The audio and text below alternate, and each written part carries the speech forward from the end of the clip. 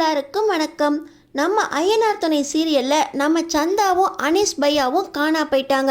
ஆனால் வானதி சந்தா காணா போல, சந்தாவையும் அனீஸ் பையாவும் அவங்க மாமன்காரங்க கடத்திட்டு போயிட்டாங்க. எல்லாத்துக்கும் முக்கிய காரணம் நீங்கள் தான் அப்படின்னு இந்த வானதி வீட்டுக்கே வந்து நம்ம நிலா கூட சண்டை போடுறாங்க. இந்த வானதி சொல்கிற மாதிரி சந்தாவை அவங்க மாமன்காரங்க கடத்திட்டு போயிட்டாங்களா? நம்ம சேரனும் சந்தாவும் எப்படி கல்யாணம் பண்ணிக்க போகிறாங்க? நம்ம நிலா இதுக்கு அடுத்தடுத்து என்ன ஸ்டெப் எடுக்க போகிறாங்க? இந்த வானதியை பாண்டி வெறுத்து ஒதுக்க போகிறாரா? இத்தனை கேள்விகளுக்கும் பதில் தெரியறதுக்கு இந்த வீடியோக்கு ஒரு லைக் போட்டுக்கோங்க. ஸோ பார்த்தீங்கன்னா இந்த சந்தாவை காப்பாற்றி வீட்டுக்கு கூட்டிகிட்டு வர வானதி மேலே என் ஃபோக்கஸே இல்லை. இப்போ தான் நிலா வந்தாங்க, அதுக்குள்ளே ஃபுல் ஃபோக்கஸும் அவங்க வாங்கிக்கிட்டாங்க. ஒரு தேவதை மாதிரியில எல்லாரும் ட்ரீட் பண்ணுறீங்க அப்படின்னு இந்த வானதி அவங்க மனசில் இருக்கிறதெல்லாம் பாண்டிக்கிட்ட கொட்ட, இப்படியே விட்டால் நீ ரொம்ப பேசிக்கிட்டே இருப்ப, வா உன்னை வீட்டில் விட்டுறேன் அப்படின்னு இந்த பாண்டி கூட்டிகிட்டு போயிடுறாரு. இந்த அனீஸு நம்ம நடேசன் அப்பா கிட்ட பேசும்போது கூட 10 நாள் கழித்து நானே சந்தாவை கூட்டிகிட்டு வந்துடுறேன் அப்படின்னு அவங்க மாமன்காரங்கிட்ட சொன்னதா நடேசன் அப்பா கிட்ட சொல்லியிருக்காரு. பார்த்திங்கன்னா இந்த மாமன்காரனுங்க கொஞ்சம் கூட அனீஸ் பையாவோட பேச்சை நம்பவே இல்லை. அவங்க எல்லாருமே இதே ஊர்லேயே ஒளிஞ்சிருந்து சந்தாவையும் அனீஸையும் அடித்தாவது ஊருக்கு கூட்டிகிட்டு போயிடணும் அப்படின்னு ஒளிஞ்சிருக்காங்க. அன்றைக்கி நைட்டே பார்த்திங்கன்னா சந்தா அனீஸ் பையாவோட அவங்க பழைய வீட்டுக்கே கிளம்பி போயிடுறாங்க. ஆனால் இவங்க மாமன்காரங்க ஊருக்கு தான் போயிட்டாங்க, இனி எந்த பிரச்சனையும் இல்லை அப்படின்னு நம்ம சேரன் பெருமூச்சு விட்டு அமைதியாக ஆயிடுறாரு.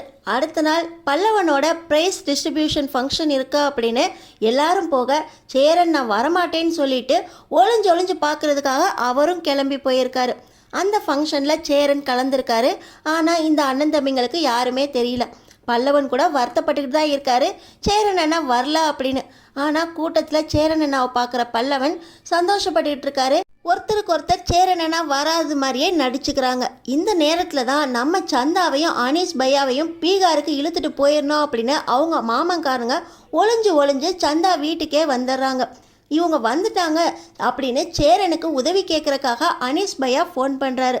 ஆனால் நம்ம சேரன் அண்ணா பல்லவனோட ஃபங்க்ஷனுக்கு நம்மளே தெரியாமல் வந்திருக்கோம், இந்த நேரத்தில் ஃபோன் ரிங் ஆச்சுன்னா யாராவது கண்டுபிடிச்சிருவாங்க அப்படின்னு சொல்லி நம்ம சேரன் ஃபோனை சைலண்டில் போட்டுடுறாங்க. இந்த நேரத்தில் தான் பாண்டி கூட வானதியும் பல்லவனோட ஃபங்க்ஷனுக்கு வந்திருக்காங்க. நம்ம சேரனும் நிலாவும் கூட பல்லவனோட ஃபங்க்ஷனுக்கு பாண்டியை கூட்டிகிட்டு தான் வந்திருக்காங்க. ஆனால் சேரன் அண்ணா வரல அப்படின்னு இவங்க நினச்சிக்கிட்டு இருக்கும்போது இந்த வானதி சேரன் ஒளிஞ்சு பல்லவனை பார்க்குறத பார்த்துட்டு பாண்டி உங்கள் அண்ணன் மாதிரி தெரியுது அப்படின்னு சொல்ல இதை சேரன் அண்ணா கவனிச்சிடுறாங்க. நம்ம இங்கேருந்து ஒளிஞ்சிக்கணும், இல்லாட்டினா வானதி கண்டுபிடிச்சது மூலமாக பாண்டிக்கும் சேரனுக்கும் தெரிஞ்சிரும் அப்படின்னு சொல்லி அவர் ஒளிஞ்சு நிற்க, இந்த நேரத்தில் தான் அனீஸ் பையா ஹெல்ப்புக்காக ஃபோன் பண்ணியிருக்காரு. ஆனால் நம்ம சேரன் ஃபோனை சைலண்டில் போட்டதுனால அனீஸ் பையாவோட ஃபோனை அட்டனும் பண்ண முடியல. எதுக்கு பண்ணாங்க அப்படின்னு கேட்கவும் முடியாமல் அனீஸ் பையா ஹெல்ப்லெஸ் ஆகி என்ன பண்ணுறாரு அப்படிங்கிற விஷயம் இங்கே சேரன் அண்ணாவுக்கோ பாண்டி சோழன் யாருக்குமோ தெரியல. ஃபங்க்ஷன் முடிஞ்சதுக்கப்புறம் நம்ம சேரன் அண்ணா நம்ம வேலைக்கு போயிருக்கோன்னு நினச்சிக்கிட்டு இருப்பாங்க. அப்படியே இருக்கட்டும், நம்ம அனீஸ் பையா வீட்டுக்கு போய் சந்தாவை பார்த்துட்டு வந்துடலாம் அப்படின்னு நம்ம சேரன் அண்ணா சந்தா வீட்டுக்கு போகிறாங்க. அங்கே பார்த்தீங்கன்னா வீடெல்லாம் திறந்து கிடக்கு, ட்ரெஸ்ஸு எல்லாம் அங்கங்கே சிதறி கிடக்கு. ஆனால் நம்ம சந்தாவையும் காணலை, அனீஸ் பையாவும் வேலைக்கு வரலாம் அப்படின்னு சொல்லி ஃபோன் பண்ணி கேட்டு தெரிஞ்சுக்கிறாரு நம்ம சேரன். எங்கே தான் போனாங்க அப்படின்னு துடிச்சு போயிடுறாரு நம்ம சேரன் அண்ணா.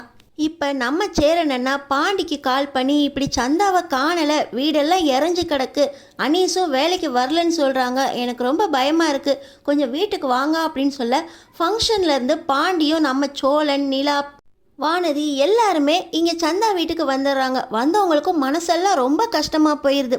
எங்கே தான் போனாங்க சந்தாவும் அனீஸும்? இப்படி வீடெல்லாம் இறஞ்சி கிடக்க அப்படின்னா அவங்களுக்கு ஏதோ ஆபத்து வந்திருக்கு.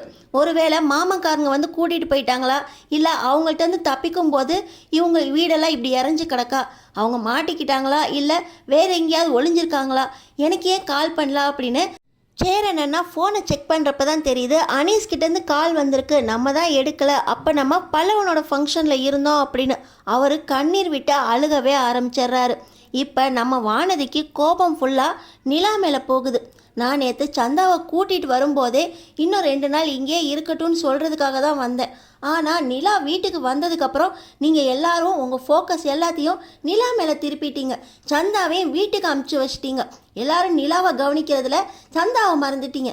எல்லாத்துக்கும் முக்கிய காரணம் இவங்க தான். உங்கள் அப்பா என்னன்னா நீ வந்ததுக்கு அப்புறம் தான் வீடாக தெரியுதோ அப்படிங்கிறாரு. நீங்கள் என்னன்னா என்னப்பா ட்ரிப்பு நல்லா இருந்துச்சா அப்படின்னு உங்களோட நல்ல விஷயத்தெல்லாம் பேச ஆரம்பிச்சிட்டிங்க. சோழன் பையா வாயவே திறக்கல. முகமெல்லாம் ஒரே சந்தோஷமாக இருக்குது. ஏதோ பேருக்கு சேரன் அண்ணா கிட்ட இந்த விஷயத்தை என்கிட்ட சொல்லலையே அப்படின்னு மட்டும் விசாரிச்சுக்கிட்டு இருக்காரு.